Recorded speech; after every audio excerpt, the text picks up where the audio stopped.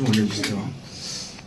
다시 인사를 드릴게요. 저는 이 무리에서 벗어나서 외로운 길을 선택한 1호 스프링벅 이상석입니다. 반갑습니다.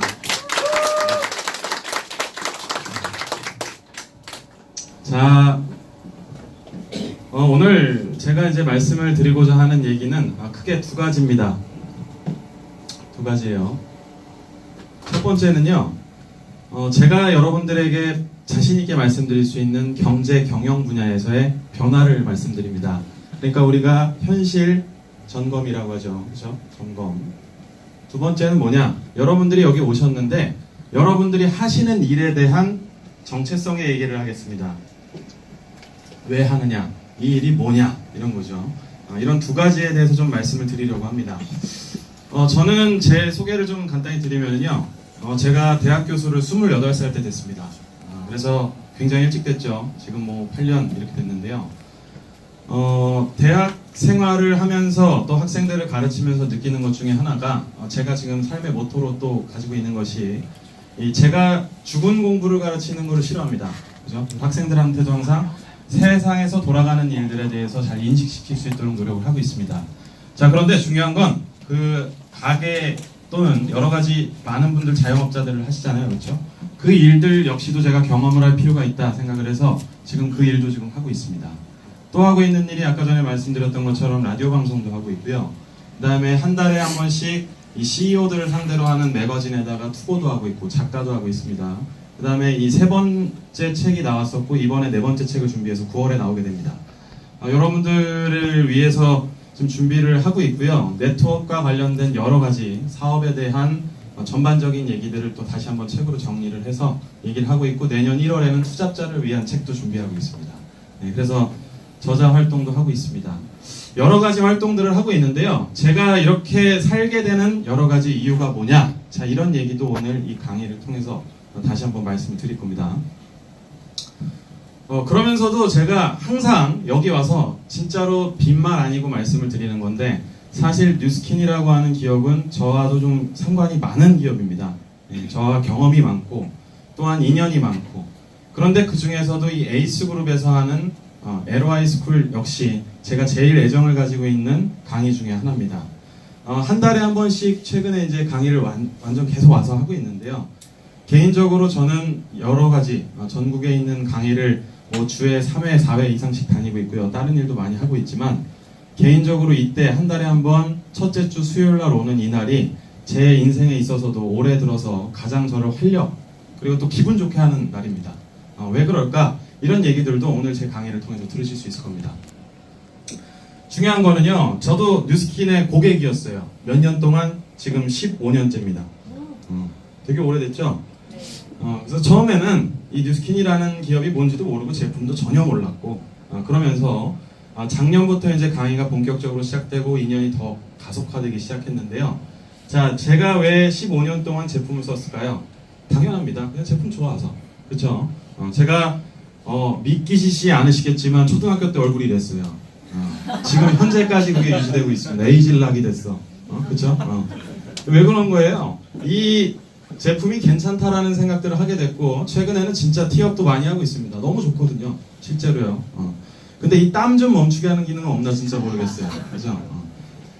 이런 것들을 이제 제가 말씀을 드리면서 여러분들과의 진짜 오늘 저 이렇습니다. 강의를 할 때요. 딱 갔을 때 이 강의가 분위기가 너무 경직돼 있어. 이러면 저도 부담스럽잖아요. 그렇죠?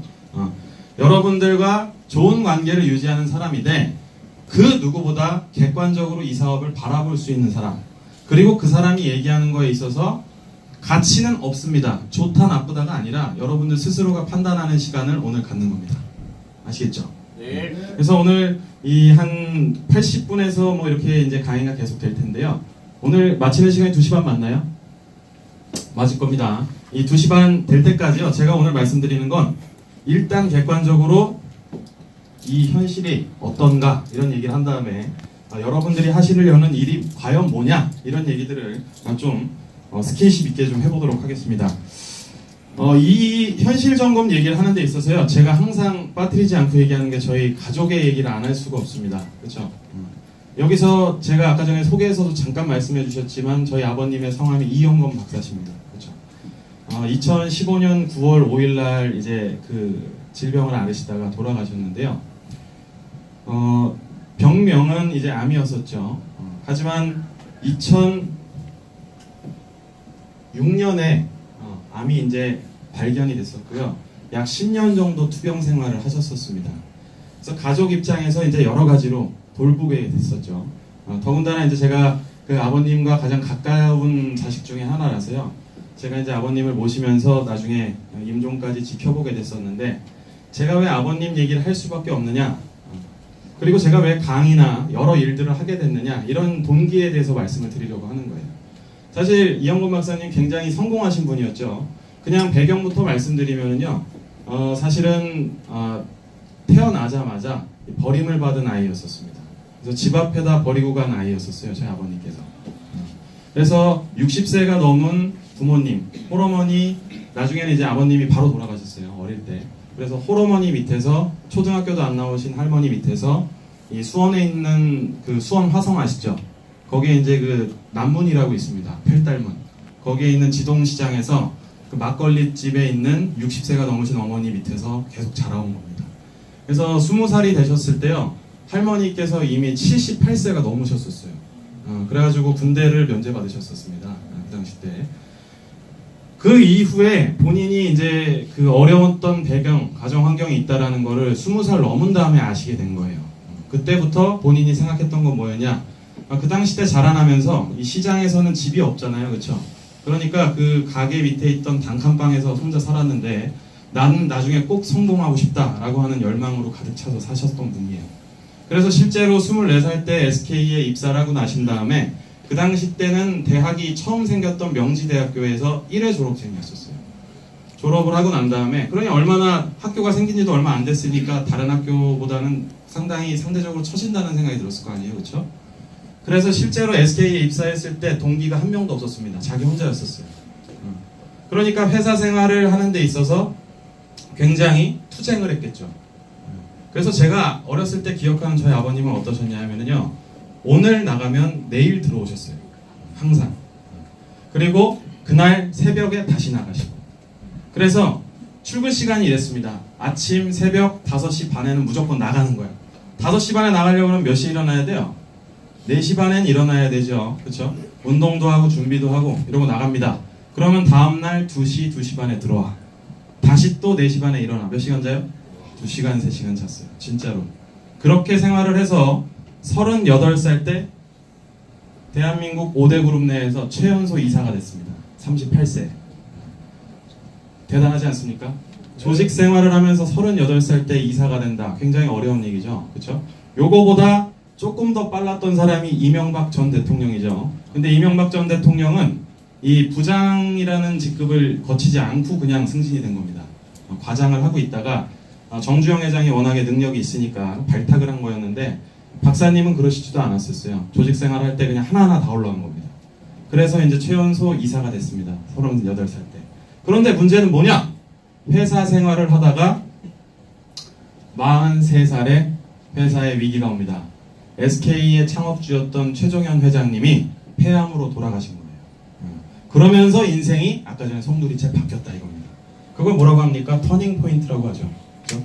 아까 전에도 말씀하셨듯이 김동훈 사장님께서도 2007년, 그죠? 이 8월 8일 날 여기 앉으셨던 게 자기의 인생을 바꿨다 이렇게 얘기하듯이, 저희 아버님에게도 1998년이죠. IMF 이후에 1년 후에 12월 7일이 회사를 그만둔 날이었습니다.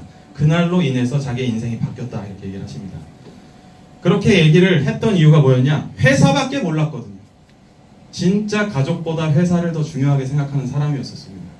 저는 그러니까 아버님에 대해서 두 가지 감정이었어요.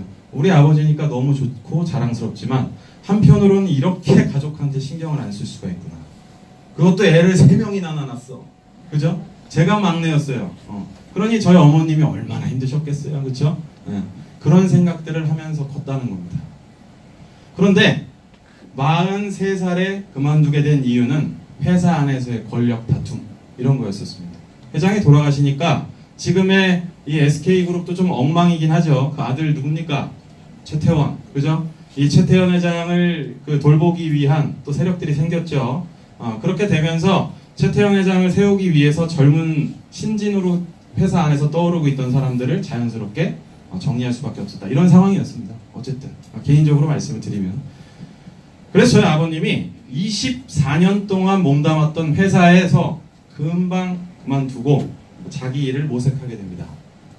그때부터 자기의 일들이 여러 가지로 바뀌기 시작했던 겁니다. 그런데요, 약 2001년부터 KBS에서 이제 경제 방송을 하게 됐어요. 그러면서 생활들이 바뀌기 시작했습니다. 이 사람이 24년 동안 이 종합상사 다니면서 세계를 봤던 눈도 있고 또 세상을 읽는 눈도 있고 경영학 박사래더라 라고 하면서 말도 잘한대, 이렇게 돼서 방송을 하게 된 거예요. 그럴 때부터 자기의 인생들이 조금씩 바뀌기 시작했습니다. 그래서 돌아가기 전인 2015년까지 약 15년 동안 자기의 일을 하셨던 분입니다. 요 15년의 생활은 저희 가족들에게는 정말 기적 같은 일이었어요. 왜냐? 일개 회사원, 그죠? 성공한 회사원이긴 했지만 자기 일을 하는 사람이 얼마나 자기의 능력을 키움에 따라서 달라질 수 있느냐를 경험하게 해준 사람이었습니다. 제가 저희 아버님이 돌아가실 때 집안에서의 경제를 담당했었는데요. 2015년 1월부터 일을 못 하시게 됐어요. 그래서 제가 이제 집안의 경제를 해서 여러 가지를 얘기했는데, 그 당시 때 우리 집이 돌아가기 위해서는 3,700만 원이 필요했습니다. 한 달에 3,700만 원이 없으면 집에서 적금이나 이런 게 빵꾸가 나는 거예요. 예를 들면 얼마나 큰 경제입니까? 그렇죠? 그러니까 한마디로 얘기하면 자기의 어깨에 3,700만 원이라는 걸 벌어야 된다라고 하는 부담감을 지면서 살아왔다 이겁니다. 그런데요, 제 인생은 저희 아버님이 돌아가신과 동시에 바뀌게 됐어요. 왜요? 돌아가시는 월이 몇 월이라고 했죠? 9월이라고 했잖아요.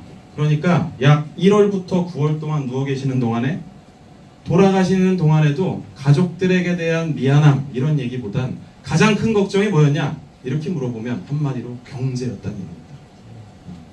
그렇게 돈을 잘 버는 사람이 2007년 당시 때 우리나라에서 연봉 제일 많이 받던 프로야구 선수가 저희 아버님보다 연봉이 낮았었어요. 그만큼 개인의 능력이 뛰어나고 그 누가 봐도 대한민국에서 0.01%의 능력을 가졌다라고 하는 그 사람이 2015년에 병을 얻어서 자기 일을 못하기 시작하니까 경제가 흔들리고 자기의 생각이 흔들린다. 이런 생각들을 가족 입장에서 하게 됐다는 겁니다. 저는 그때 무슨 생각을 했냐면요. 이 세상으로부터 뭔가 독립되고 나의 생활을 찾아가고 내 자신을 건강하게 유지하려면 나의 일, 그러니까 내가 있지 않아도 뭔가 돌아가는 시스템이라는 게 분명히 필요하다. 이 시스템이라는 말을 경영학과에서는 4년 동안 배우는 겁니다. 어떻게 기업이 내가 없어도 돌아가게 할 것이냐, 그것이 성공적으로 돌아가면 성공한 기업이 되는 겁니다. 그걸 가르치는 데가 경영학과야. 그런데 대한민국의 경영학과를 졸업한 학생들의 99.9%는 대기업에 취업을 한다 이거야. 자기가 시스템을 만들 생각들은 절대 못하고 4년 동안 서울대건 연대건 줄 서서 갔는데 나중에 시스템이 만들어진 기업에 들어가서 연봉 얼마 이러면서 다니는. 그죠? 저는 그거를 그때 눈이 떠졌습니다. 이렇게 살면 안 되겠구나. 심지어 내가 사랑하고 존경하고 그렇게 맨파워가 강했던 우리 아버님조차도 어찌 보면은 이 부담으로부터, 이 세상에 돌아가는 시스템으로부터 자유롭지 못했다 라고 하는 생각들을 그때부터 하게 됐습니다. 여러분들 동의하시나요? 네. 저는요, 그때부터 여러 가지 생각들을 고민하게 됩니다. 어떻게 내가 이 일을 하면서도 다른 경제적인 이득을 얻을 수 있을 것이냐, 이런 생각을 하게 됐다는 거예요. 그래서 이따가도 잠깐 농담처럼 말씀드리겠지만 제가 하는 일들이 많아지고 그 종류가 점점 다양해졌다, 이런 말씀을 드려보는 겁니다. 중요한 거는요, 우리의 삶의 행복이라고 하는 것이 일과 관련됐다라고 하는 큰 메시지를 아버님이 돌아가신과 동시에 얻게 됐다는 겁니다. 잘 생각해 보세요. 여러분 스스로가 행복하냐 안 행복하냐 이런 얘기를 할 때요, 사람들은 아주 쉽게 얘기해요. 야, 돈이라는 게 뭐 그렇게 중요하니, 그죠? 이렇게 얘기합니다. 그런데 중요한 건 그 돈보다 더 위에 있는 가치는 바로 이걸 겁니다. 내가 돈을 버는데 즐겁게 돈을 벌고 있냐, 이게 중요하다는 거예요. 그죠? 중요한 건 뭐야? 우리의 행복감이라고 하는 것은 내 생활에 귀결됩니다. 그렇죠? 내 생활이 즐거우면 행복한 거고 아니면 그만이야. 그런데 우리의 삶을 시계로 보면 24시간 중에서 3분의 1은 잔단 말이야. 그죠? 그리고 이 시간 동안에 뭐 하냐? 이걸 봤단 말이죠. 그죠? 그러면 이 안에서는 밖에 아침에 일어나가지고 요만큼은 가정생활 하죠. 퇴근하고 난 다음에 집에 요 정도 와가지고서는 가정생활 하죠. 그죠? 이영건 박사님은 그냥 여기까지 다 그냥 뭐였어요? 회사 생활이었고, 여러분들 중에서 가정을 좀 지키고 싶어 하시는 분들은 한 이 정도는 있으실 거 아니에요. 그죠? 여기는 뭐예요? 무슨 생활? 사회생활, 기업생활. 그죠? 여기는 뭡니까? 가정생활이라. 이 가정생활과 사회생활을 통해서 나의 행복도가 결정이 되는 거예요. 잠을 자는데 좀 더 행복하게 자는 방법이 있으신 분들은 얘기해 주시는데 다 비슷할 거란 말이에요. 그죠? 대부분 뭐예요? 여기 안에서, 생활하는 안에서 나의 행복도가 결정이 된다. 이 말에 대해서 동의를 안 하시는 분이 없을 거예요. 그런데 2015년에 대한민국 국민의 행복도를 조사해 봤더니 이건 뭐야? 전 세계 몇 등이야? 118등이 나왔어. 전 세계 몇 나라가 있냐? 했더니 몇 나라야? 230나라야. 유엔에 등록되어 있는 나라. 그럼 절반 수준에 그치고 있다 이겁니다. 대한민국이 점점 잘 살게 됐죠. 물론 살면서도 각박해요. 얼마나 힘듭니까? 경쟁도 심각하고 옆집에 있는 사람들이 뭐 좋은 백 메고 다니면 아주 미쳐버리겠고, 그죠? 좋은 자동차 나도 사고 싶은데 할부로 얼마고 막 이런 거야. 이런데 이렇게 살고 있는데 행복도를 보니까 118등. 그죠? 열심히 살고 있고 남들과 비교하면서 골머리 터지게 살고 있는데 왜 118등이냐? 제가 봤을 때는요, 제 분야에 전공한 박사로서 말씀드리는 거지만 100% 우리의 일과 관련이 있다 이겁니다. 자신이 살고 있는 가정생활은 국가에서 컨트롤할 수가 없는 거예요. 안 그렇습니까? 저기 잘 지내고 있는 부부 두 분 좀 싸우지 좀 말고, 자, 옆집에서도 자꾸 민원 들어오니까 좀 잘 좀 사세요. 이렇게 문재인 대통령이 전화해요? 안 해죠. 그죠? 그런 건 정부에서 컨트롤이 안 된다 이거야. 그런데 중요한 건 뭐예요? 사회생활은 컨트롤을 해주려고 하는 거야. 그래서 직장을 어떻더니, 실업률이 어떻더니, 정년을 어떻게 하다느니 이런 얘기의 제도가 나오고 있다는 겁니다. 중요한 건 뭡니까? 전 세계 118등의 행복 만족도, 이게 되게 비슷하단, 우리나라랑 동률 이룬 나라가 세 나라가 있어요. 아프리카의 가봉, 서남아시아의 아르메니아, 팔레스타인, 이런 나라들이라는 거예요. 약간 들어볼 때 무슨 과일 느낌 나고, 그쵸? 무슨 뭐 전쟁을 꼭 해야 될 것 같고 이런 느낌 있잖아요. 그쵸, 여러분? 그런 느낌이 나는 나라의 국민들과 대한민국을 살고 있는 국민들의 행복도가 똑같다. 문제가 있어요, 없어요? 자, 그래서 저 같은 경제학자들이, 경영학자들이 청와대에 들어가서 사람들과 회의를 하는 겁니다. 제가 청년위원회로 발탁이 돼서 이런 거에 대해서 얘기를 했어요. 청년 실업, 이런 얘기들, 그죠? 과천시에서 강의를 했던 게 인연이 돼서 최근에 청와대 관계자들이랑 이런 얘기합니다. 젊은 사람들에게 어떻게 해야 행복도를 높이고 대한민국의 미래를 보여줄 거냐? 얘기하면 전 한마디로 얘기해요. 야, 이거 바꿔야 된다 이겁니다. 그죠? 이 얘기에 대해서 동의를 여러분들도 하셔야 된다. 그죠? 그래서 저는 아버님이 돌아가시자마자 아까 전에 얘기했던 대로 이 사회를 벗어나기 위해서는 내가 추구하는 일이 달라져야 된다. 이런 메시지. 그죠? 그 다음에 일에 의해서 행복도가 달라지니까 나의 일을 어떻게 바꿀 것이냐. 이런 고민을 했다는 겁니다. 여러분들께서도 이 고민을 하기 위해서 이 자리에 오신 게 분명합니다.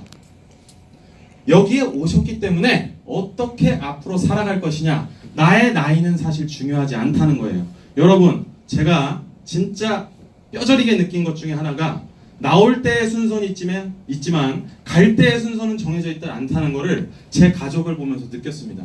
여러분들 여기 앉아 계시면 건강하시고, 그죠? 여러분들 안에서 누가 먼저 갈지, 내가 먼저 갈지 아무도 모르는 거야. 그 기간 동안에 내가 즐겁게 살고 나의 존재를 찾으려면 나의 일이 중요하다. 이런 생각들을 여러분들이 하시기 바랍니다. 아시겠죠? 자, 그런데 왜 일에 대한 만족도가 118등일까? 하나를 더 보면은요, 우리 국민들의 마음속에 뭐가 있냐? 나의 일을 하지 않기 때문이다 라고 하는 핵심 포인트가 있습니다. 대한민국 사람들이 내 것이라는 거에 얼마나 집착하느냐, 집이라고 하는 물건만 봐도 바로 알 수 있다는 거예요. 그죠? 여기서 여러분들 돈 벌면 뭐 할 거예요? 라고 얘기하면 90%의 사람이 내 집을 사겠습니다. 이럽니다. 그죠? 여러분 그 집 사는 게 요즘에 얼마나 어려운지 아시죠? 최근에 수치 나왔죠? 전국의 이 집값을 항상 조사하는데 이번에 강남의 집값이 사상 최고치 아닙니까? 그렇죠? 그 강남에 있는 집을 살려면 우리나라에 있는 평균 소득을 버는 사람들이 30년 동안 100원도 안 쓰고 모아야 되는 거야. 그죠? 이게 말이 돼? 이렇게 되니까 사람들이 집, 내 것 이런 거에 대해서 더욱더 집착을 하는 현상이 일어난다 이겁니다. 그만큼 대한민국은 내 것, 내 일, 그죠? 나의 일, 나의 것 이것에 집착을 하는 민족이라는 거예요.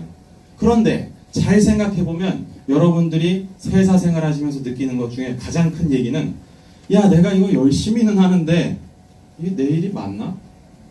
이런 생각이 든대요.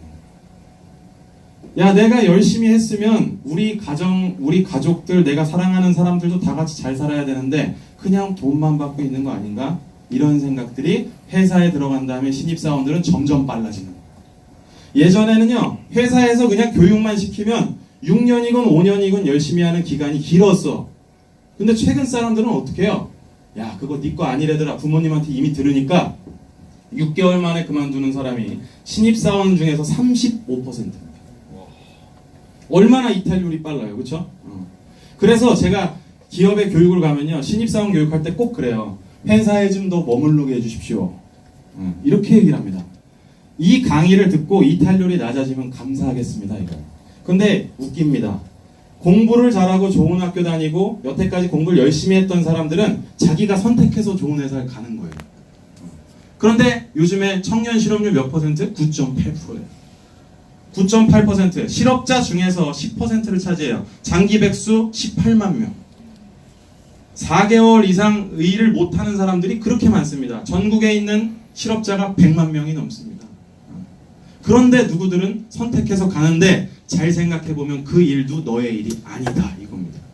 제가 서울대학교에 있는 학생들과 졸업생들과 또 연구실에 있던 사람들과 선후배들과 단체 카톡을 합니다.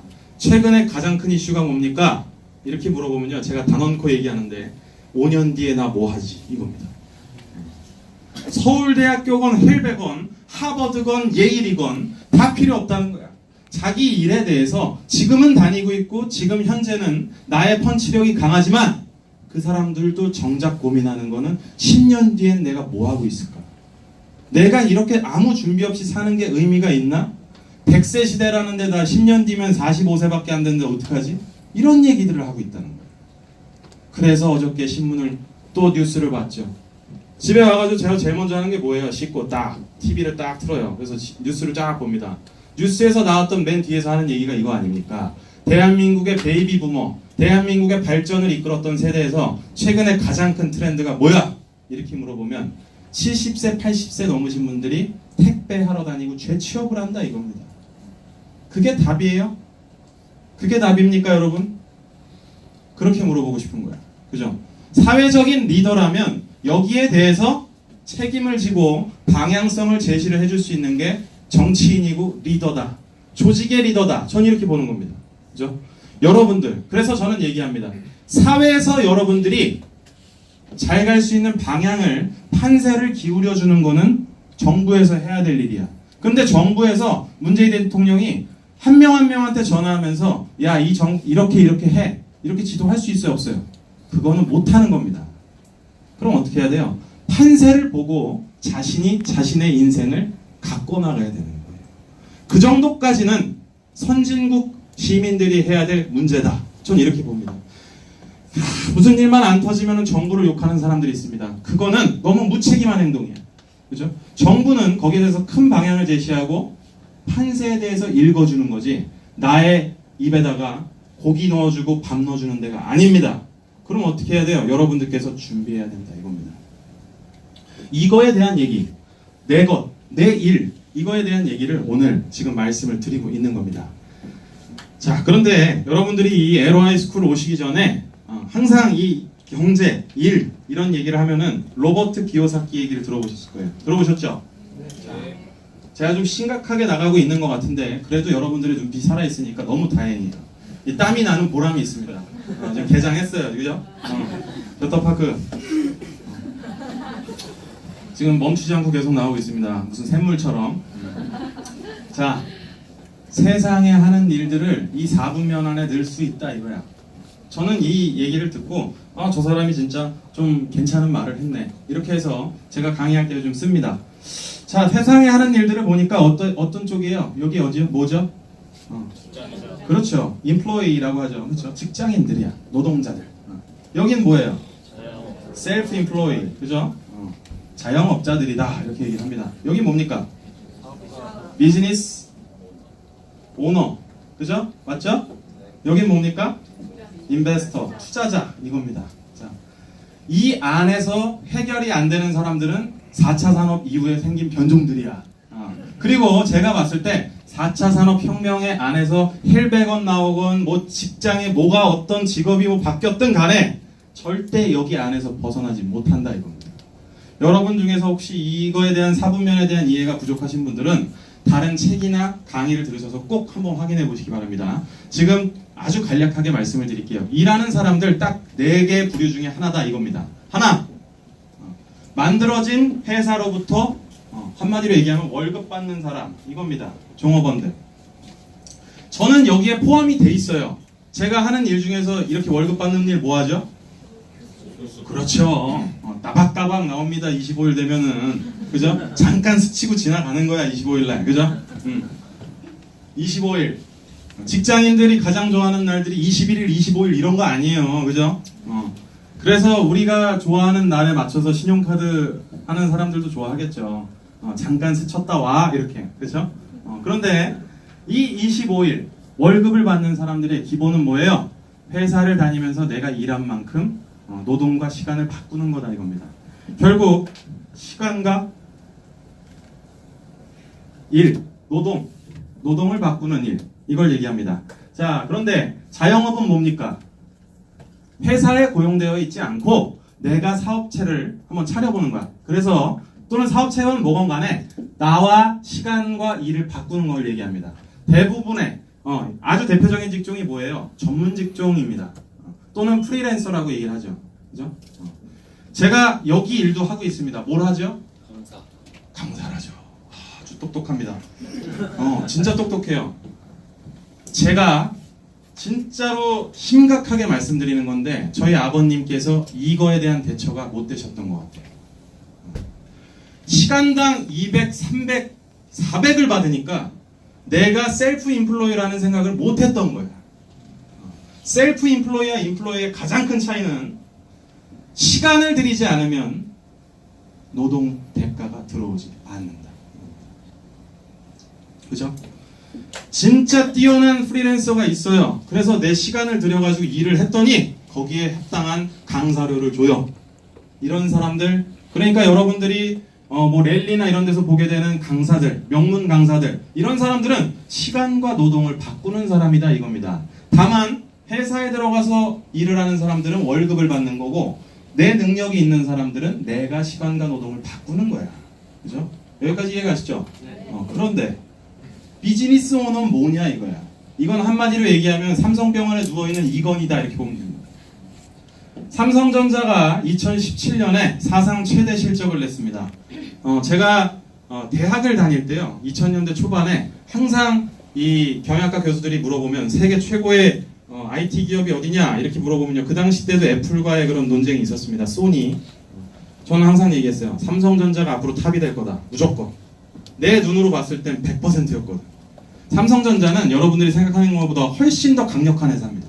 이 강력함을 위주로 최근에 반도체 경기가 살아나게 되면서 삼성전자가 전 세계 IT 기업들을 씹어먹고 있죠. 그렇죠?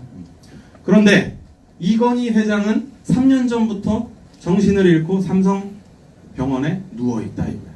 의료. 그죠? 그런데 삼성전자로부터 받는 마지막 돈의 근원은 어디로 흘러들어가요? 누구 주머니로?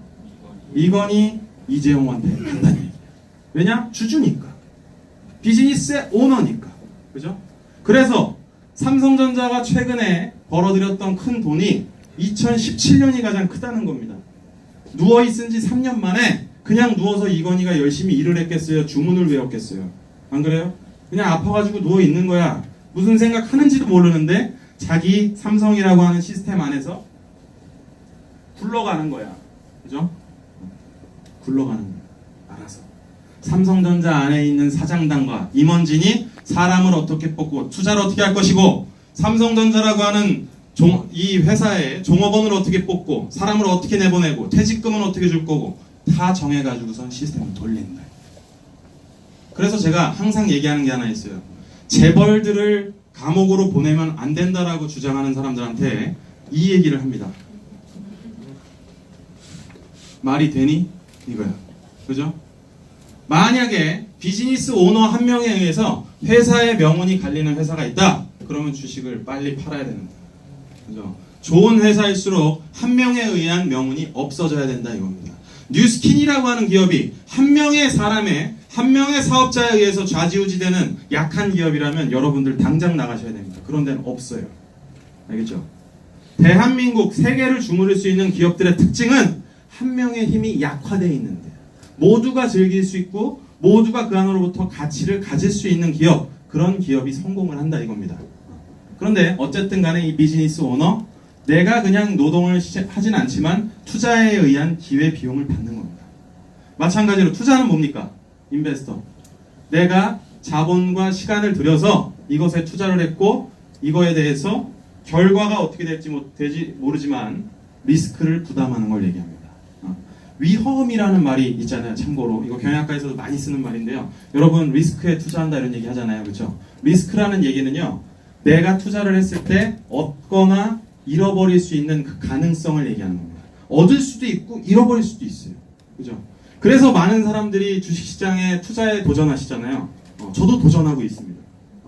제가 이거를 초등학교래 대학교 때부터 시작했어요. 지금 16년 됐는데 주식 투자를 유사 투자 자문회사를 세워가지고 같이 하고 있습니다.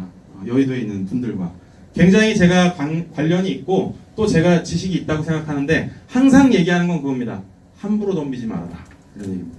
그리고 일확천금은 없다 이런 말씀 드립니다. 그러니까 잘 생각해보면 뭐예요?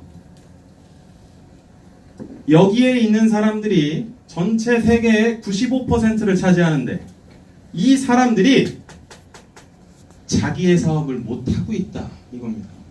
대한민국 안에 있는 사람의 95%가 여기에 있는데 이 회사를 다니는 현실이 너무 힘드니까 행복도가 떨어졌습니다. 이렇게 볼 수 있다는 겁니다. 그래서요, 제가 한 가지 얘기를 드렸죠. 아버님이 돌아가시고 난 다음에 나의 일을 찾아야겠다 이런 생각 했잖아요. 그래서 되게 어줍지 않은 생각을 어떻게 했냐면요, 요 일들을 하고 있으니까 야, 여기서 있으면 안 되겠다 상서가, 오른쪽으로 항상 보면서 살아야겠다 해서 을 바꾸기 시작하면 그건 뭐예요? 자영업자입니다. 그래서 시스템을 만들어서 관리자를 두고 돌리기 시작했습니다. 그래서 제가 원래 인수를 했을 때 1억 2천만 원 정도 매출이 됐었는데요. 이번에 부가가치세를 낼 때 보니까 4억짜리가 됐습니다. 그리고 가게도 6시간도 안 해요, 하루에. 고깃집인데요. 굉장히 잘 됩니다. 그래서 이번에 시스템을 만들고 재건축에 들어가서 이번에 이제 올해 12월에 다시 낼 겁니다. 그때 이제 시작을 하면서 직영점들을 생각하고 있습니다. 똑같은 방식으로.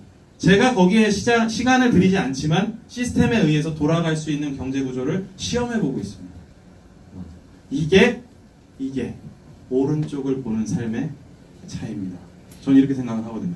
전국의 수많은 사람들이 동업이 어렵다, 시스템이 어렵다 얘기를 하죠. 저도 그거 정말 많이 느낍니다. 그런데 그럼에도 불구하고 누군가는 해낸다 이거예요. 그것들을 찾기 위해서 답을 찾아가는 과정이 우리가 여러분들이 여기 앉아 계신 이유다. 저는 이렇게 봅니다.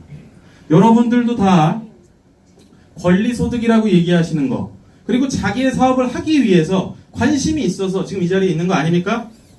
맞나요? 네. 의지가 너무 작은 것 같아요. 좀 크게 얘기해 주세요. 맞나요? 네. 그런 얘기, 이런 걸 알아보기 위해서 오늘 여러분들이 오셨다면 정말로 맞는 거냐? 이 얘기 좀 점검해 볼 필요가 있다는 겁니다. 자, 그래서 저는 왜 오른쪽을 봐야 되는지에 대해서 경제 뉴스와 경제 이 방송을 하는 입장에서 크게 세 가지를 얘기할까 합니다. 첫 번째, 첫 번째요. 여기서부터 그냥 말로 하겠습니다. 제일 중요한 거. 열심히 일하는데 희망이 없다. 한마디로 얘기하면 캐치프레이즈가 이렇다.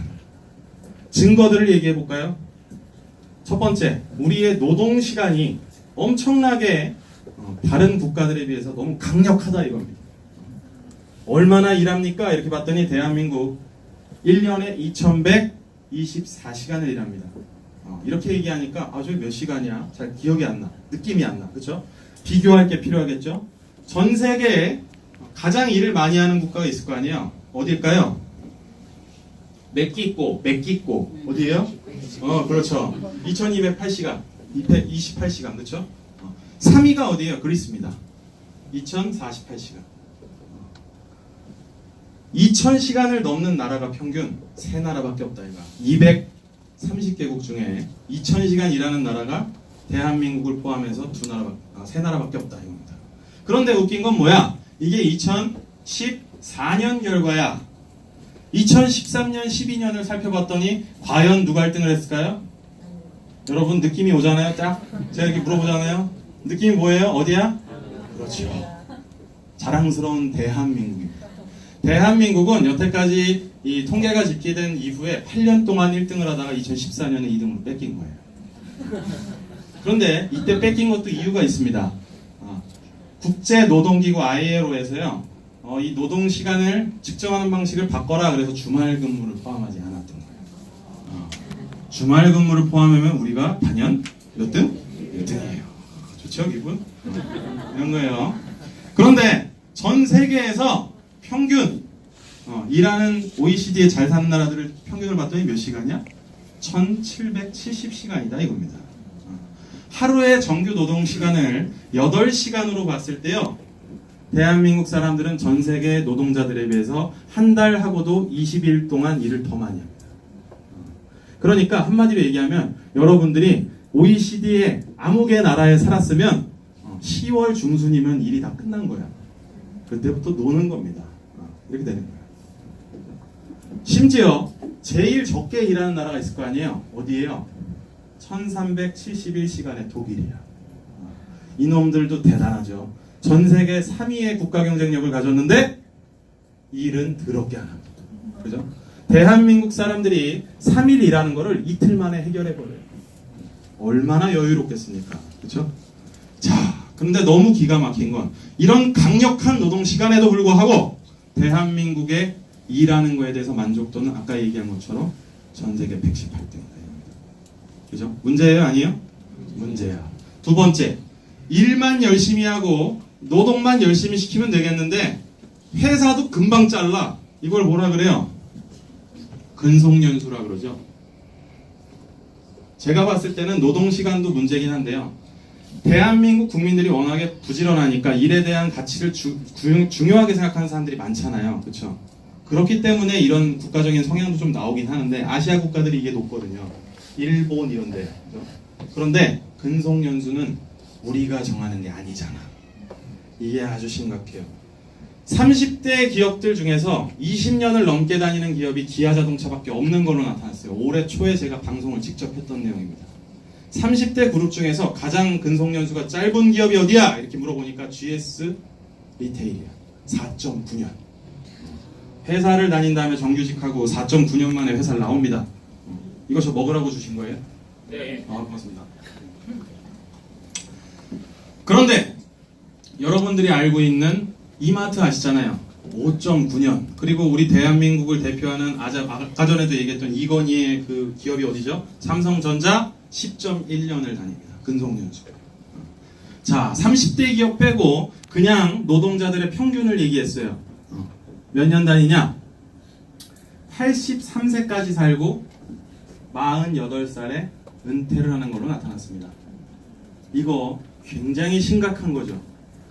대부분 취업을 하는 사람들은 20대 중반이나 말에 합니다. 남학생 같은 경우는 군대를 갔다 왔다면.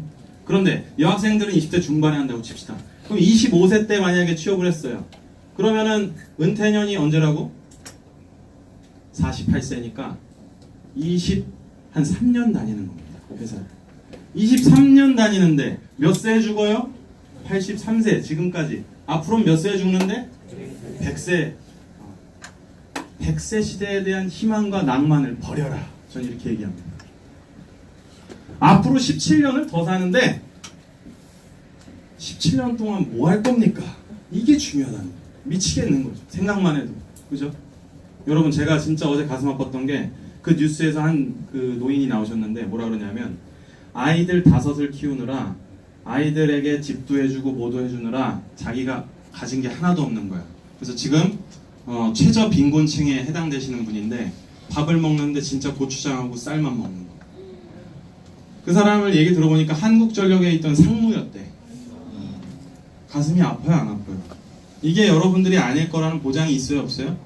진짜 없습니다. 어디 진짜 자신 있게 있는 사람들은 진짜 제 앞에 데리고 오세요. 저랑 같이 한번 저 정신과 병원 같이 한번 좀 의뢰를 받아보고, 그죠? 얘기도 좀 나눠보고 그러게.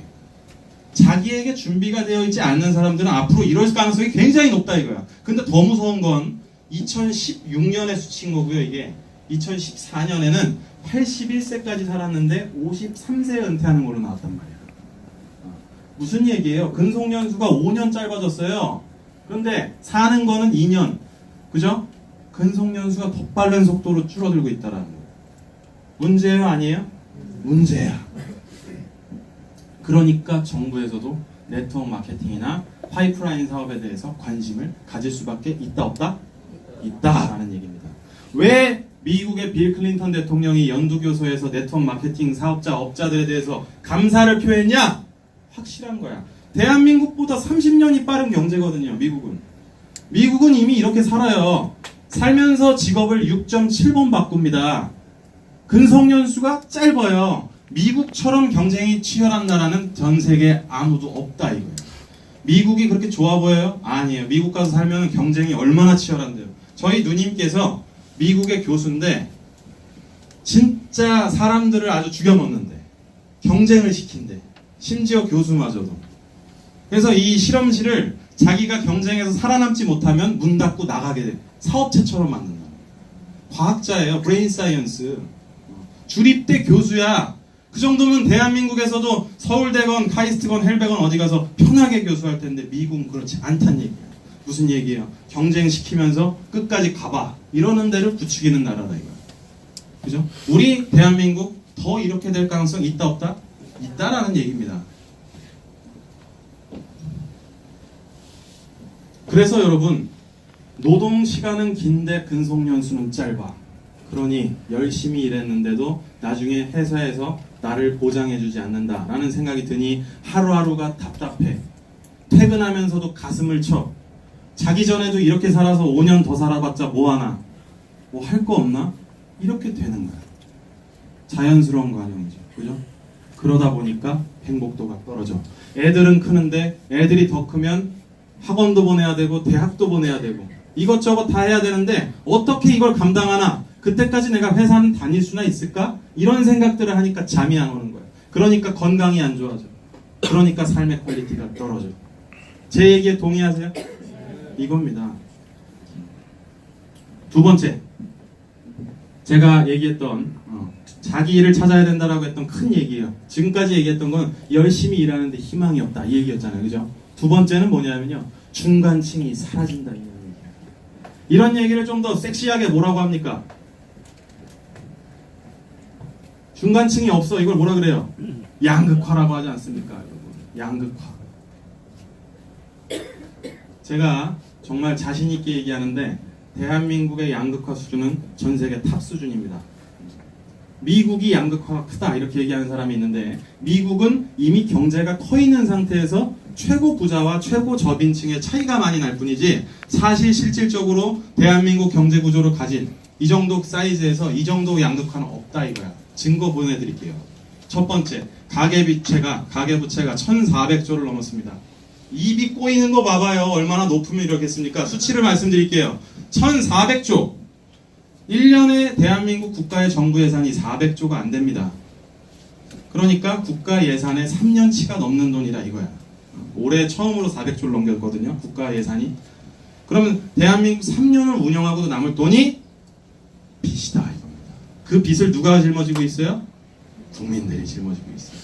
1인당 1인당 얼마씩 빚을 졌나 통계를 내보니까 우리 국민 1인당 2,700만 원씩 자연스럽게 대한민국에 태어날 때부터 빚이 있는 거예요. 저는 여태까지 대출 한번 받아본 적 없고 신용대출을 받아도 뭐 바로 갚았습니다. 이래도 여러분들 등에는 안 보이게 다 2,700만 원씩 빚이 있는 거예요. 여러분들이 빚을 안 갚으면 여러분들 자식들이 출산율도 낮아졌겠다. 엄청난 부담을 지면서 앞으로 살아야 되는 구조에 살고 있다 이겁니다. 그런데 더 무서운 건 뭐냐면요. 1300조에서 1400조로 100조 증가하는 시간이 6개월도 안 걸렸다는 데 있습니다. 거기에 대한 문제들을 해결하자. 이러다 보니까 대한민국 정부가 머리가 아픈 거예요. 그죠? 이해가세요? 1인당 국민 2,700만 원, 한 가정당 8,700인가 그렇습니다. 3.5명인가 그래요. 우리나라의 한 명의 평균 가정당 사람의 수가 1,800만 가구거든요. 그런데 이것만이 아니야. 아까 전에 얘기했듯이 집으로 보자 이거야. 집. 우리나라에서 집을 사려면 얼만큼 돈을 모아야 됩니까? 이거를 이제 얘기를 했는데 그때 방송을 하고 난 다음에 KBS에서 난리가 났어. 야 진짜냐 이거? 게시판에 막 글이 올라왔습니다. 압력 진짜입니다. 자, 대한민국에서 그렇게 살고 싶어하는 집을 서울에 사는 데부터 쭉 조사를 해봤어. 자기가 벌고 있는 소득에서 평균이 있을 거 아니에요, 그렇죠? 서울 시민의 평균 돈 버는 사람이 예를 들어서 한 달에 300만 원을 번다. 근데 이 중에서 세금을 30만 원을 냈어. 그럼 얼마 남아요? 270. 요걸 뭐라고 해요? 가용할 수 있는 돈이다 해서 가처분 소득이라고 합니다. 이 가처분 소득으로 몇 년치를 모아야 서울에 있는 평균 집값을 살까? 했더니 서울은 몇 년 걸려? 16년 걸립니다. 16년. 여러분들 여기서 서울 사시는 분들 많잖아요. 그렇죠? 서울에 있는 평균의 집값을 서울에 있는 사람들의 평균의 노동의 역으로 가처분 소득을 100원도 안 쓰고 16년을 모아야 서울에 있는 보통 집을 하나 산다. 이게 말이 됩니까? 안 됩니까? 되나봐. 그죠? 대구하고 부산은 몇 년 걸려요? 좀 나아요. 8.9년. 경기도는 몇 년 걸려요? 8.5년. 그럼 대한민국에서 제일 싼 동네로 가면 되겠네. 어디야? 강원도야. 4.6년. 100원 하나 안 쓰면서 4.6년 버티실 수 있는 분들은 지금 당장 춘천이나 강릉으로 가시면 돼요. 그죠? 교통비가 더 나올 수도 있습니다. 뭐예요? 제 얘기는 내 안에서 아무것도 없는 사람들은 회사 월급 받으면서 내 재산이 없고 물려받은 게 정말 0이면 자기가 살고 있는 지역에서도 집 사기가 이렇게 어려워졌다 이 얘기야. 그런데 정말 짜증나고 어려운 거는 대한민국의 1%의 부자가 대한민국의 56%의 부동산을 가지고 있다. 누구는 서울에 있는 집을 살려고 16년 동안 가처분 소득을 모아야 돼요. 내가 아이를 낳았을 때 내 애가 고등학교 1학년이 될 때까지 100원도 안 써야 되는 거야. 말이 돼요? 안 되잖아요. 그런데 이걸 가지고선 서울에서 16년 동안 진짜 뼈 빠지게 돈 모아가지고 했어. 그래서 16년 동안 집을 한 채 샀는데 누구는 대한민국의 1%의 사람은 우리나라에 있는 56%의 부동산을 가지고 있다 이겁니다. 이걸 뭐라고 해요? 심각한 양극화다라고 얘기합니다. 이것뿐만이 아니에요. 그냥 사람들을 떠나서 제가 경영학과 교수잖아요. 기업들을 보니까 대한민국에 있는 30대 기업이 대한민국 경제에서 70%를 차지한다는 거예요. 70%. 그런데 30대 기업이 아니라 5대 기업으로 줄여보니까 5대 기업들이 대한민국 경제의 60%를 차지합니다. 그 5대 기업이 어디예요? 삼성, 현대차, SK, LG, 롯데 이렇게입니다. 요 5개가 대한민국 경제의 60%를 차지하니까 거기에 있는 총수들이 좀 잘못하면 야 봐줘라 이런 잘못하면 60%가 흔들릴 것 같은데 라고 하는 명분 때문에 그런 거예요. 그런데 제가 아까 얘기했잖아요. 누워 있어도 된다. 이런 얘기 아닙니까? 자, 양극화라는 게 아주 심각하게 진행이 되고 있다. 여러분들 그냥 회사만 믿으면서 살기에는 자기의 삶을 누리고 살기가 너무 어려워진다 이겁니다. 그죠? 분명히 다른 일들을 해야 된다. 준비를 해야 된다라고 하는 거고 제가 그래서 여러분들 진짜 진심으로 말씀드리는 건데 여기 오신 분들 진짜 존경합니다. 왠 줄 아세요? 이런 생각들을 가지고 앞으로 준비해야겠다라는 생각을 하는 거는 대한민국에서 얘기하는 1%의 부자보다 좋은 생각이라는 거예요. 그렇죠? 여러분들이 가지고 있는 환경들이나 상황은 다 다르시겠지만 분명히 자기를 준비해야 된다. 뭔가 문제가 있다. 라는 생각으로 뭔가를 준비하실 생각이 있으신 분들은 거기서부터 성공의 시작이 완료가 됐다. 저는 이렇게 봅니다. 준비가 됐다. 그죠? 여기서부터는 점점 찾아가는 거예요. 그런데 이럼에도 불구하고 더 자기 일을 찾아야 되는 이유가 하나 있습니다. 그건 뭐냐? 세 번째 이유인데, 그럼에도 불구하고 이렇게 어려운 상황인데 믿을 만한 리더가 없다라는 데 있습니다. 이게 진짜 대한민국의 가장 큰 문제였었습니다. 자, 리더가 없어요. 리더는 두 종류야. 정치적인 리더가 있고 조직 안에서의 리더가 있잖아요. 그렇죠? 여러분들도 다 이제 스폰서와 파트너의 관계로서의 조직에서의 리더도 있을 거고요. 집안 안에서의 가장과 아이들, 그죠? 가족원들이 있을 거고, 또 회사에서의 팀장과 팀원들이 있을 거고, 이런 조직에서의 리더가 있고요. 정치적인 리더가 있는데, 정치적인 리더는 전 세계에 제가 자부하는데 꼴찌야. 수준이. 가까운 나라 일본이 우리랑 저희 비슷합니다. 제가 봤을 때는 수준이. 제가 여의도 방송국 자주 가잖아요. 오늘은 저 다 휴가철이라서 녹음 방송을 했는데요. 여의도 가면은요, PD들하고 기자들이 항상 얘기해요. 저기 보이는 저 계집을 봐라. 얼마나 크냐 이러면서 국회의사당을 가르치면서, 그죠? 저희가 잘들 산다 막 이러면서 정치인들을 개에 비유를 한단 말이에요. 세 가지 종류밖에 없다. 정치인들은. 제가 지난번에 그 소주 한잔 하면서 그 사람들 PD들한테 했던 얘기가 이런 얘기예요. PD들이 개보다 더한 놈, 개 같은 놈, 개보다 못한 놈, 이 세 종류만 존재할 뿐이다. 이러면서 저희 PD님께서 제 손을 붙잡으면서 다음날 기억을 못 하시겠다고 하시더라고요. 저는 그날 그 얘기가 제일 가슴에 와닿았었거든요. 네. 근데요, 혹시 여기 주변에서 정치하시는 분들이 있으면 그분은 예외라고 좀 말씀을 해주세요. 제가 또 이렇게 바짝 엎드릴 때는 엎드립니다. 중요한 거는요, 정치적인 리더, 제가 말씀드렸지만 여러분, 그분들이 여러분들 입에다가 밥 넣어주고 고기 넣어줄 때까지 기다리는 건 세계 어디에도 없고 유사일에도 없었다 이겁니다. 판을 기울이는 거, 요렇게 갈 수 있도록 국민들이 도와주는 거, 이거는 정부에서 할 일이고 정치적인 리더들이 할 일이에요. 열심히 갑시다 여러분, 우리가 갈 건데 여기입니다 라고 지정해주는 사람들이 리더가 되는 거예요. 한 명 한 명을 국민을 챙기는 거는 하인에 불과한 거예요. 그런 건 없습니다. 지금부터 버려야 돼. 그럼 뭐야? 기대를 버렸으면 판을 기울이는 거를 잘 보면서 우리는 스스로가 노력을 해서 가는 수밖에 없습니다. 본인의 노력 없이 어떻게 잘 살려고 합니까? 안 그렇습니까? 정치적인 리더는 우리가 뽑았기 때문이기도 하고 이들이 잘못하기도 했다 이렇게 보는 거야.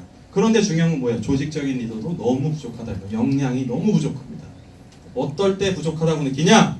제가 느끼는 건요, 너무 경쟁을 시킵니다. 진짜 대한민국 사람들은 제가 그 서울대 대학원 다닐 때 중국인 유학생이 있었어요. 근데 그 중국인 유학생이 나중에 한 얘기가 있어. 나 그거 아직도 잊혀지지가 않습니다. 한국 사람들은 어디만 가면 남의 일에 대해서 굉장히 관심이 많다. 대학원을 다니는데 대학원생이 15명도 안 돼요. 그런데 매일 다른 스토리가 펼쳐지고 있더라고. 얘기를 들어보면 막 가관이야. 그런데 앉아가지고서는 와가지고선 4시간 동안은 남 얘기만 하는 거야. 무슨 얘기인지 알겠죠? 그러면서 서로 헐뜯고 가는 사람들이 대한민국에 많다 이겁니다. 경쟁, 제가 봤을 때 이거는 경쟁 환경 때문에 된 거예요. 초등학교 때부터 남들보다 잘해야 된다라고 하는 교육을 받으면서 부모님들도 마찬가지잖아요. 야, 남들보다 좀만 더 잘해라. 그래야 네가 좋은 회사, 좋은 대학 가지 않겠냐? 이렇게 얘기하지 않습니까? 그죠? 이러다 보니까 회사에 들어가서도 똑같아요. 이거를 악용하는 게 기업이다 이거예요. 제가 제 친구 중에 진짜 친한 친구가 이번에 삼성전자에서 잘렸습니다. 모바일 핸드폰 사업부였어요. 왜 잘렸냐 이렇게 물어보니까 갤럭시 S8을 발표를 하는데 2개 팀을 경쟁을 붙였다는 거야. 거기서 낙오된 거야. 한 개 팀이 승자독식이라고 하죠. 모든 걸 가져갑니다. 룰 오브 썸 다 가져갑니다. 잘린 팀은 어떻게 해요? 본부장부터 쫙 잘립니다. 얼마나 잔인합니까? 그쵸? 그래서 내 친구가 지금 생각하는 게 통닭집을 해야 되냐, 당구장을 해야 되냐, 뭐 이러고 있단 말이야. 걔가 어디 나왔던 애예요? 연대 나온 애. 이렇다고요. 무슨 얘기인지 아시겠죠? 조직의 리더라고 하는 사람들이 경쟁을 부추기니까, 아니 가뜩이나 회사 열심히 일하면서 오래 다니고, 그런데 회사 금방 나가라고 하는 입장에서 경쟁까지 시켜버리니까 행복도가 떨어집니다. 그래서 어떻게 해야 돼요? 지금이라도, 지금 이 순간이라도 내가 내 일을 찾아야 된다라고 하는 게 커야 된다는 겁니다. 여기에 대해서 동의하십니까? 네. 자, 그래서요, 여러분들께서 많은 분들을 모셔오시고 또 여러분들께서 이런 얘기를 하셔야 된다 이거야. 여러분들이 전파하시는 겁니다. 이런 얘기들은 진짜로 문제가 있는 상황들이다 이겁니다. 지금까지 현실 점검을 했으면, 이렇게 현실 점검을 해보니까 한마디로 얘기하면 저는 이렇게 얘기해요. 대한민국 상황을 보니 분노와 포기밖에 할 수가 없겠구나 이겁니다. 분노하니까 사람들이 촛불 들고 시청 앞으로 가는 거고, 포기하니까 대한민국 사람들이 로또를 사는 거 아니에요. 그죠? 로또 진짜로 이거 엄청난 겁니다. 불황일 때 로또가 잘 팔리죠. 그죠? 복권. 작년 계속 경신하고 있어요. 작년에 팔린 로또를 보니까 4조 원이 넘었다 이거예요. 4조다 이렇게 얘기하니까 느낌이 안 오시죠, 여러분? 제가 말씀드려 볼게요. 로또 그 파는 시간이 있잖아요. 시간을 계산해 보니까 하루에 105억씩 팔려. 시간당 5억씩 팔립니다. 지금 초당 13만 원씩 팔려. 그러고선 토요일 8시, 9시를 기다리는. 나도 그러고 있어요. 그죠? 한 번 좀 안 되나 이러면서, 같은 번호를 한 2번 정도 해서 뭐 계속하면 안 되나 막 이러면서요. 그런데 그 확률이 814만 분의 1이다 이거. 동전을 23개를 던졌을 때 그 동전이 같은 면이 다 같이 날 노려보고 있을 때 그 확률이라는 거예요. 그런데 내 얘기를 들으면서도 그거 좀 되겠는데? 이런 사람 미친 사람들. 그냥 로또 하는 거야. 무슨 얘기인지 아시겠죠? 죽을 때까지 던져보세요. 안 되지. 814만 초가 안 됩니다. 인간이 사는 초가. 1초에 한 번씩 던져도 안 된다는 얘기. 확률상. 아시겠어요, 여러분? 그만큼 어려운 확률입니다. 그 확률에 기대는 사람들이 점점 많아지고 있다. 이런 얘기야. 그러니까 우리는 포기하고 분노하는 데서 그쳐야 돼, 말아야 돼? 난 아니다. 이렇게 얘기하는 사람이에요. 어떻게 해야 됩니까? 찾아야 된다는 거예요. 나의 갈 길을. 그래서 제가 아까 전에 얘기했던 4분면이 중요한 겁니다. 여러분, 이 자리, 그리고 내일까지 계속될 겁니다. 사업에 대한 노하우도 다 얘기를 들으실 거예요. 그런데요, 제가 한 가지 제 강의를 듣고 기억하셨으면 좋겠다 하는 메시지는 이겁니다. 오른쪽을 보십시오. 내가 왼쪽에 있는 사람일지언정 오른쪽의 삶을 살기 위한 노력, 여기로 가야 된다라고 하는 생각, 이런 것들을 자식들에게 심어주시고 여러분들 스스로도 글로 가기 위해서 노력을 해야 된다. 자기의 생활을 벗어나기 위해서는 이 방법밖에 없다. 전 이런 생각을 합니다. 이런 사람이 많아질수록 선진국이 되는 거다. 이겁니다. 여러분들께서, 근데 제가 이렇게 얘기해요. 자기 일을 하는 사람들은 그건 뭡니까? 자, 한 가지 가장 중요한 시스템이 있어야 돼요. 자기가 만드는 거야. 제가 얘기했죠, 여러분. 고깃집 만들 때요, 제가 얼마나 노력을 했냐면요, 지금도 하고 있습니다. 여러분, 제가 그 요리하는 남자예요. 그래갖고 지금도 준비 중인데요. 일 다 하고 나잖아요. 그러면은 가게 닫은 데 가가지고 이번에 새롭게 만드는 레시피에 대해서 매뉴얼화를 합니다. 요리를 하는 사람들에게. 그래서 어떤 게 시스템이냐 이렇게 물어보면 제가 항상 얘기합니다. 네가 만들 수 있는 걸 내가 아무것도 모르고 써놓은 것만 보고 만들 수 있으면 그게 매뉴얼화다. 이렇게 얘기합니다. 그게 시스템입니다. 고깃집? 별거 아닌 것 같죠? 그런데 이 사람이, 이 요리사가, 이 담당자가 내일 사고 나서 아플 수도 있는 거고 병이 날 수도 있는 거야. 이 사람이 안 오면 이게 안 돌아가? 그럼 시스템이 안 되는 거야. 이 사람이 없더라도 다른 사람이 대처할 수 있는 게 시스템이야. 그래서 이건희가 누워있어도 되는 거야. 이거거든요. 시스템을 만들기 위해서는 여러 가지가 있습니다. 메뉴에서부터 운영을 어떻게 할 것인가, 그죠? 경영을 어떻게 할 것인가, 세금은 어떻게 해야 되나, 재무는 어떻게 해야 되나, 투자는 어떻게 해야 되나 생각해야 될 거야. 여러 가지를 생각하려면 시스템. 근데 이게 쉽지가 않습니다. 이 구축을 하는 게 얼마나 어려워요. 그러니까 저처럼 경영학만 한 10몇 년 한 사람들도 그거 배우고 나와가지고선 결국은 인플로이 하는 거 아니에요. 교수님들도 60 넘어서까지 자부심 그리고 자기에 대한 오만으로 얘기해요. 야, 이 정도면 내가 뭐 괜찮게 살았지. 그런데 저는 단언컨대 말씀드리는데 교수님도 그냥 인플로이입니다. 그죠? 서울대 교수님들과 얘기할 때도 저는 아주 쉽게 얘기합니다. 교수님 그래서 65세 이후에 뭐 하십니까? 이렇게. 그죠? 자존심이 그때 상해서 경비할 수 있겠어? 솔직히 얘기하면 못하죠. 그냥 여태까지 벌어들였던 학교에 대한 연금 받으면서 먹으면서 사는 거야. 그 이상은 못한다 이겁니다. 그래가지고 서울에 있는 집 사시겠습니까? 이렇게 얘기하는 거야. 그죠? 우리는 그렇게 얘기할 수 있는 거야. 그래서 어떻게 해요? 오른쪽을 보면서 look at the right side를 하면서 살아야 된다. 저는 이런 얘기를 꼭 드리는 겁니다. 자, 그런데 제일 중요한 건 시스템이라고 말씀드렸어요. 시스템은 뭐야? 결국 한마디로 얘기하면 전문성입니다.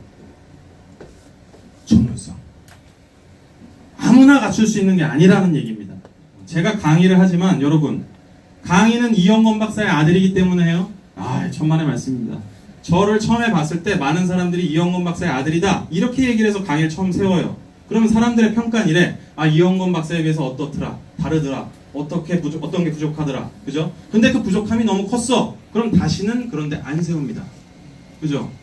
노력을 해야 되는 거야, 본인도. 전문성이 없으면 절대 살아남을 수 없다 이겁니다. 그런데 하물며 시스템을 만드는 것도 전문성이 없으면 절대 만들어지지 않는다 이런 얘기입니다. 그래서 제가 만드는 시스템은 각자가 사업체를 하는 건데, 자, 그 중에서 네트워크 마케팅 그럼 뭐냐? 이거를 공개하는 사업입니다. 네트워크 마케팅은요, 제가 이렇게 NM이라고 쓰겠습니다. 줄여서 네트워크 마케팅. 아주 특이한 일입니다. 이 비즈니스가 진짜로 현대 비즈니스에 있어서 가장 중요한 사업 모델이다. 전 이렇게 말씀을 드려요. 개인적으로. 자, 볼래요? 원래 이게 처음 모델이 제시가 된 게 1900년대 초반에 미국에서 하버드 학생에 의해서 만들어진 거예요. 대학원 학생에 의해서. 야, 이 회사 이게 돈 버는 거를 종업원 관계로 하지 말고 사업자를 둔 다음에 동기부여시켜서 하자, 나눠주자 이런 얘기가 나온 거예요. 하버드생 안에서. 그런데 이 사업이 공개되고 나자마자 어떤 결과가 났냐? 1990년대, 80년대 이럴 때 대한민국에 이제 들어왔죠. 그 모델이. 지금 몇 개 기업이 이 모델을 쓰냐? 2,800개 정도 됩니다. 공정거래위원회에 공정하다, 이 사업을 하고 있다라고 하는 데가 2016년 기준으로 128개입니다. 제가 이걸 어떻게 잘 알아요? 책 봐서 그럴까요? 아니에요. 대한민국의 유통산업통계위원입니다. 제가 서울대학교 안에 있는 김성수 교수님이라는 분과 통계청에서 나오는 유통산업통계연보라는 것을 해마다 검수하는 검수위원이에요.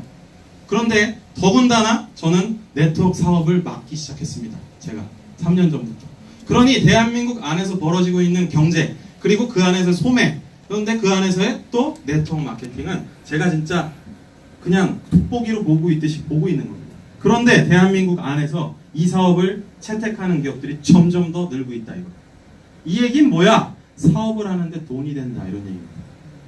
기업가들이 미쳤어요. 회사를 왜 세우겠어요 이거. 그죠? 돈 벌려고 세운다 이거야. 그런데 공정거래위원회에서 껍데기로만 봤을 때는 거래를 하는 잘 될 수 있는 회사가 한 128개 정도는 인정해 줄게 이렇게 됐었는데, 아니요, 이거 말고 여러분들 스스로가 진짜 좋은 회사이냐 아니냐를 구분해야 된다는 거예요. 이게 중요합니다. 128개 회사 중에서 아무데나 들어가서 일하면은 잘 될 수 있냐? 전 그렇지 않거든요. 그 기준이 뭐예요 저한테? 저는 강의를 제가 생각했을 때 올바른 네트워크를 하지 않는 데는 아예 가질 않습니다. 그거는 어디서부터 배웠느냐? 아버님으로부터 받은 얘기기도 했었어요. 저희 아버님께서 실제로 강의를 다니실 때 네트워크 회사들이 수많은 데가 있을 거 아니에요. 얼마나 강의 요청이 많았겠습니까? 그 중에서 진짜로 성실하고 철학 있고 많은 사업자들에게 보상을 공개할 수 있는 그런 진짜 정직한 회사들을 골라서만 갔습니다. 괜찮은 회사들. 그런 회사들을 여러분들이 고르셨냐? 이거에 대한 자문자답이 있어야 된다. 더군다나 이 네트워크 마케팅은 뭐가 중요해요? 시스템을 그냥 얹어주는 거예요. 자, 보세요. 여러분, 제가 고깃집을 하는데요. 가장 큰 고깃집에서 뭘 팔아요? 고기 팔잖아요. 고깃집에 손님이 많이 오려면 기본이 뭐야? 고기야. 고기가 맛있으면 오는 거야. 전 이런 주의거든요. 여러분들 뉴스킨 비즈니스 하시잖아요. 여기에서 주력 아이템 뭡니까? 화장품과 파마넥스잖아요. 그렇죠? 뉴스킨과 파마넥스. 이 뉴스킨과 파마넥스에 대한 제품력에 확신이 없어. 그러면 남들한테 확신이 없으면 약을 파는 거예요. 그죠? 무슨 얘기인지 아시겠죠? 이 제품에 대한 확신, 그게 좋은 기업을 평가하는 첫 번째 조건이다 이거지. 제품력. 두 번째, 밑에 있는 하위의 사업자들이 돈을 벌지 못하는데 위에 있는 사람만 돈을 번다. 이런 구조면 당장 나가시라 이겁니다. 그럼 밑에 있는 사람들 등골 빨아먹는 사업밖에 안 됩니다. 그래서 이번에도 또 보상 구조가 바뀐다고 제가 들었어요. 그래서 많은 그 뉴스킨 안에 있는 관계자분들, 그러니까 사업자분들 말고 본사에 계신 분들이랑 지금 얘기도 많이 듣고 그랬는데요. 보상 굉장히 중요한 문제야. 합리적인 보상이 돼야 된다 이겁니다.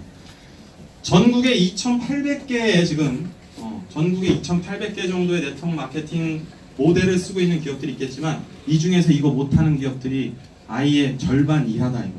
그죠? 자 보세요. 2,800개 중에서 공정거래위원회에 들어가 있는 걸 4.9%밖에 안 돼요. 이거 계산해 보면. 정직한 철학이 있어야 됩니다. 이거 없으면 철학이 없으면 진짜로 좋은 기업이 사업이 될 수 없습니다. 제가요, 이 아까 전에도 고깃집 얘기를 자꾸 하게 되는데 사업을 하다 보니까 사람 관계잖아요. 그렇죠? 여러분들도 제가 이제 사업자분들을 많이 만나거든요.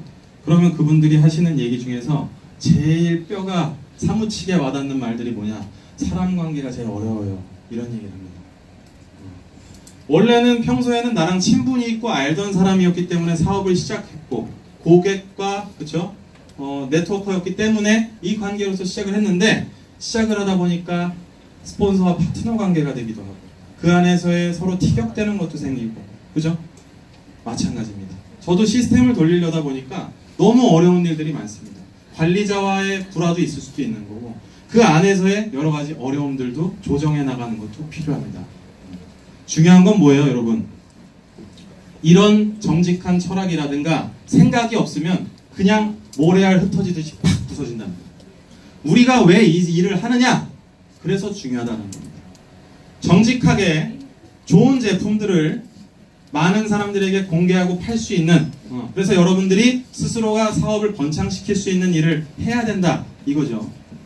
제가 정체성이라고 얘기를 했는데요. 마지막으로 하는 말씀을 하나 딱 드리면서 이제 끝낼게요. 여러분 네트워크 마케터가 이렇게 물어보면요. 뭐 하는 일입니까? 이렇게 물어보면 여러분 뭐라고 하십니까? 아무나 한번 대답을 한번 해보실까요? 우리 박형근 사장님께서 한번 이 얘기 한번 해보십시다. 여러분은 제가 이제 고객이에요. 그 네트워크 마케터가 뭐 하는 겁니까? 이렇게 물어봤어요. 무슨 대답하실 겁니까?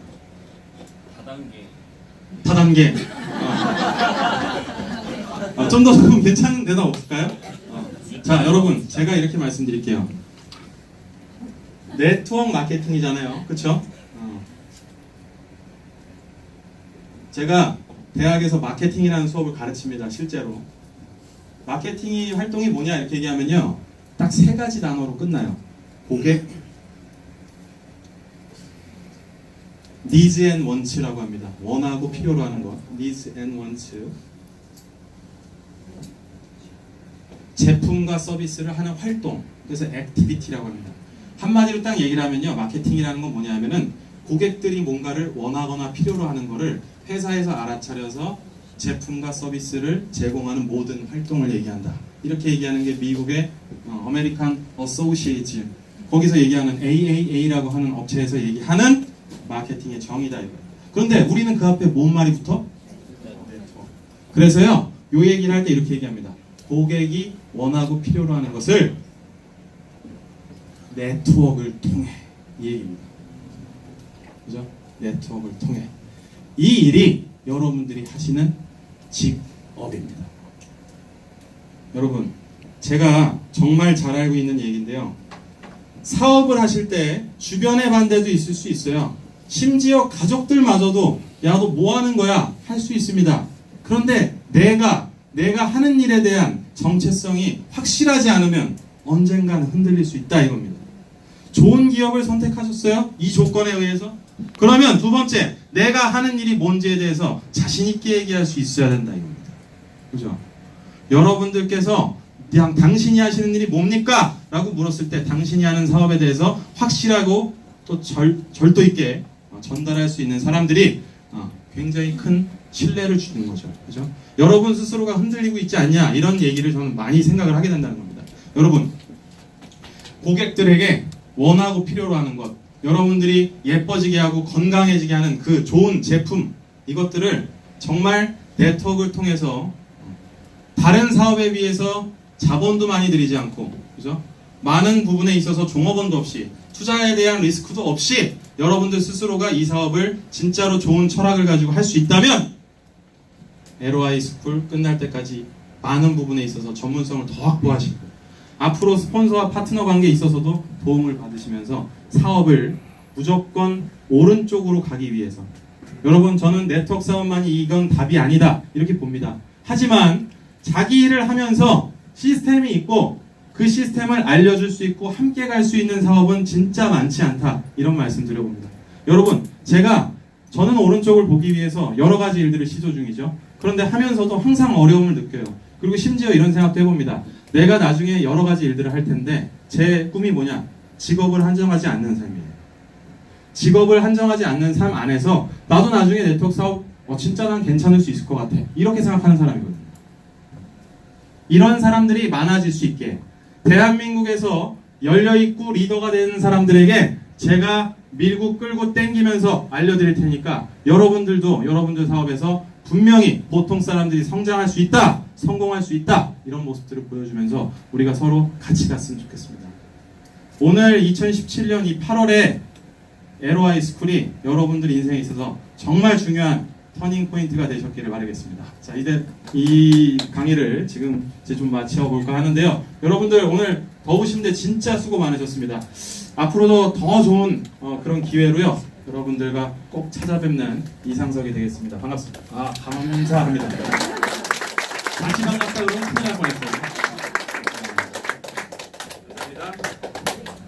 네, 다시 한번 네트워크 마케팅에 대해서 객관적인 시각으로 강의를 해주신 이상석 교수님께 큰 박수 부탁드리겠습니다. 네, 지금부터 10분간 휴식이고요. 2시 40분까지 자리에 착석해 주시면 감사드리겠습니다.